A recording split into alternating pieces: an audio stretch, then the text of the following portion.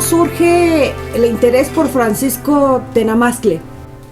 Bueno, cayeron en mis manos algunos de los documentos que se produjeron cuando Tenamazcle se encontró con el padre de las casas en Valladolid, cuando lo mandaron encadenado a expulsarlo y queda preso en España. Entonces está en Valladolid y ahí está el convento de San Gregorio, un gran convento, yo lo conozco, y allí el padre de las casas le dijo: ven, cuéntame qué pasó. Ya para esas fechas Tenamazcle sabía español, el padre de las casas algo de náhuatl, y entonces, por así decir, Tenamazcle le da la materia prima y el padre de las casas le da el esqueleto jurídico y comienza un alegato. Aquí en el libro van varias reproducciones y así se pasa 6, 7 años hasta que el pobre de Tenamazcle le da una pulmonía, y yo sé lo que es una pulmonía. La pulmonía destroza, y si eso es hoy que tenemos tantos recursos, ¿qué sería en Valladolid, que es una ciudad fría? Pues que se murió. El último documento que yo saco dice: estoy enfermo, denme algo para comprarme una chamarra porque tengo mucho frío, y para papel y tinta que he estado usando para escribir. Yo estuve en el Archivo de Indias y en el de la Chancillería, se llama así, Chancillería de Valladolid, para recabar el mayor número posible de documentos. Eso, mire, una vez yo me encontré en Madrid con un diputado español y no tomé la precaución de preguntarle de qué partido. Resultó que era del PP, o sea, conservador, ¿no? Y yo le dije: sería muy bello poner una escultura con el padre de las casas y Tenamazcle. Se me quedó viendo. Si se lo digo quizás a Felipe González, puede ser que le interesara, pero al otro es como a Rajoy: dígale usted eso, si me da la bofetada. ¿Y qué le dijo? No, pues me dijo: no es oportuno. ¿Cómo definiría Francisco Tenamazcle en su libro? ¿Cómo lo definiría? Pues como un cascán, era cascán, un grupo náhuatl norteño, sincero, decidido, que no quiso dañar más a su pueblo y se fue a entregar ya no al virrey Mendoza, que ya había muerto, sino a don Luis de Velasco. Entonces, no sabiendo qué hacer, Velasco, ¿qué hago con este indio? Entonces acuerdan en Cabildo enviarlo a España preso.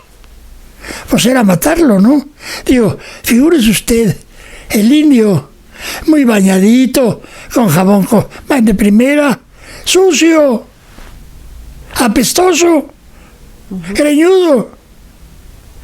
Lo meten ahí en el barco, en un lugar sórdido. ¡Qué horrible, eh! Sí, él dice: mi mujer, mi pecado y mi crimen es haberme levantado para defender a mi mujer, a mis hijos y a mi pueblo. Y a esa defensa le llama rebelarse. ¿Qué haría? Le dice a los del Consejo: ¿qué harían vuestras mercedes si fuera al revés? Si yo los apresara a todos, ¿qué harían? ¿Se cruzarían de brazos o tratarían de rebelarse? ¿Qué harían? Un hombre notable. Y esto no se conocía. Los especialistas del padre de las casas no conocían esto. No, las casas, mire, yo cada vez me convenzo que nuestra amistad, que es muy grande con España, se finca sobre todo en los grandes humanistas, en los grandes juristas, en los grandes frailes. ¿Quiénes? Fray Alonso de la Vera Cruz, que estuvo en Michoacán.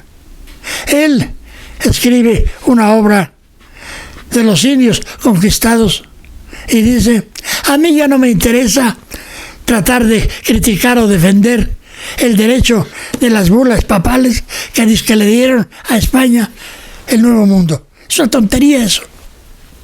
Lo que me interesa es los indios que están ahora reventados y todavía les ponen que paguen diezmos y va a España que no paguen nada. Ese es uno. Luego, Fray Maturino Gilberti, que tradujo al purépecha cantidad de cosas, y don Vasco, que es admirable por otras, resulta que fue peleonero y lo acusó a Fray Maturino de que tenía proposiciones heréticas. Y entonces entró al quite Fray Alonso de la Veracruz. Según, fíjese lo que dice: aconteció a esta gente a la letra lo que dice Jeremías en el capítulo tal de su libro: yo enviaré contra ti gente codiciosísima de matar. Matarán a tus mujeres y a tus hijos, destruirán tus pueblos, acabarán con todo. Esto a la letra pasó a los indios con los españoles, de tal manera que no les queda apariencia de lo que fueron. Se atrevió a escribir eso. Ahí está. ¿Cuál sería su error de Francisco Tenamastla? ¿Su error? ¿Cuál sería su error? Pues quizás entregarse. Yo no me hubiera entregado. O en todo caso, hubiera tratado de saber qué me iba a pasar si me entrego.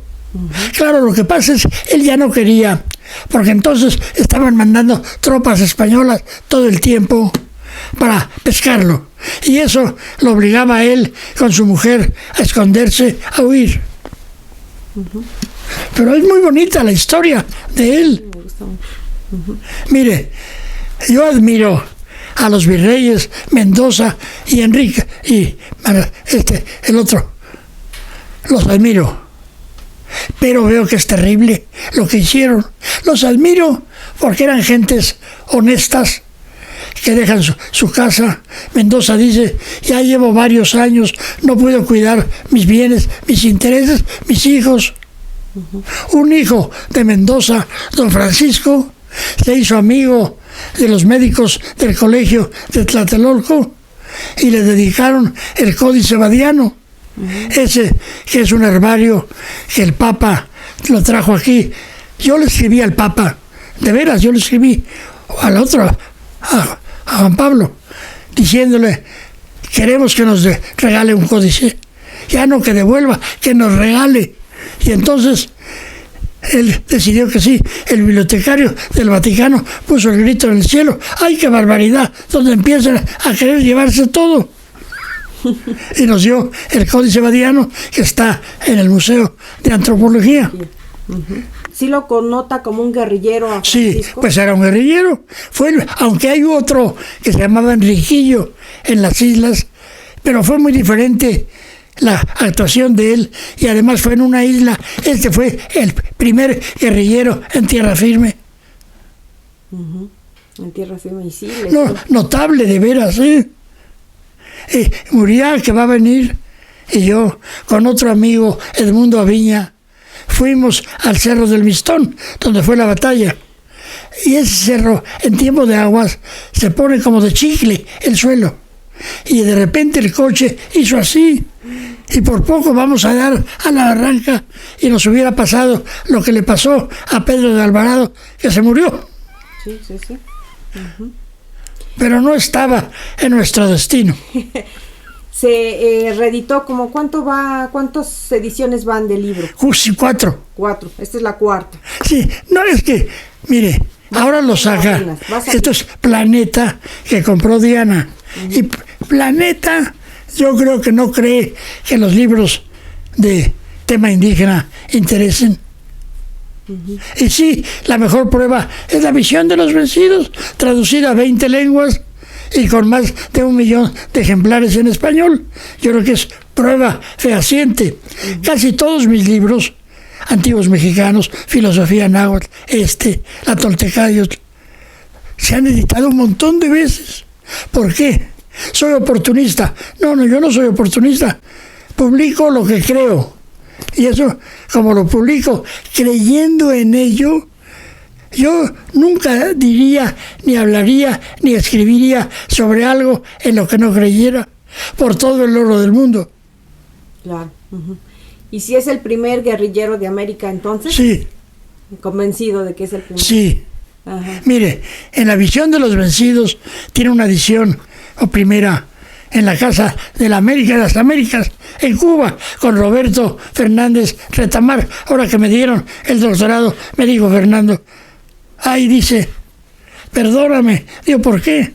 Te publiqué la visión de los vencidos sin preguntarte. Bueno, como yo dije, como decía Garibay, en los comunistas todo es de todos, ¿verdad? Entonces, pero me dijo, ellos le pidieron a ese Don Roge Dalton o Dalton, un salvadoreño al que lo mataron los propios de ellos porque decían que era traidor. Ese dice, este libro se dedica a los guerrilleros de América. Wow. Ahí lo tengo el libro, me lo regaló don Jesús Silva Gerso, porque en esa época yo no tenía mucha relación con Cuba. Uh-huh, uh-huh. Pero Roberto Fernández Retamar, que es una persona muy fina, ¿lo conoce? Sí, claro. Muy agradable. Muy agradable. Muy agradable. Uh-huh. Eso me dijo. Uh-huh. ¿Y qué siente que haya rescatado a este personaje usted? ¿Qué siente? Bueno, pues siento que fue pues una cosa muy importante. Yo he tenido, eso sí, el privilegio de rescatar figuras y obras. La visión de los vencidos, uh-huh. El pensamiento indígena, pues lo rescaté. Fray Bartolomé a usted lo ha influido mucho. Tengo todas sus obras, ajá, aquí y las leo. Uh-huh. Él tiene esto que es muy curioso, mire. Cortés en la segunda de las cartas de relación le dice a Carlos V que cuando entró ya a la ciudad en compañía de Moctezuma, dice, nos detuvimos en un templo que había a la entrada y ahí él me preguntó otra vez por medio de la Malinche que de dónde venía yo, que si yo venía enviado por el gran señor del Oriente, y Cortés por supuesto le dijo que sí.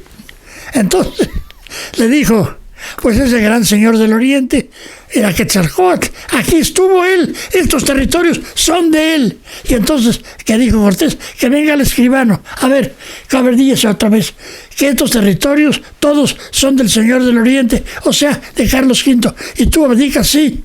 Dice, entonces, y doy Fray de las Casas dice, y yo le pregunté un día a Cortés si era verdad todo eso, y echó una risotada y dijo, eso yo lo inventé. Eso dice. Uh-huh. ¿Y usted qué es lo que más le admira a Fray Bartolomé? Ante todo, los encomenderos. Y les digo, ¿qué son acaso animales? ¿Que no tienen alma? ¿Que no son seres humanos como nosotros? ¿Por qué los tratáis peor que a bestias? Os vas a ir todos al infierno. Entonces otros quedaron horrorizados y fueron a ver al superior de los dominicos y le dijeron, este fraile tiene un demonio dentro, tiene que arrepentirse delante de nosotros el próximo domingo. Entonces se reunieron todos los frailes y dijeron, lejos de arrepentirnos, vamos a reforzar. Y entonces viene, todo eso lo transcribe Las Casas en su libro Historia de las Indias. Lo que os dije hace 8 días no era lo que yo quería deciros. Dijeron que bueno, no tenía fuerzas. Vosotros sois mucho más malvados de lo que...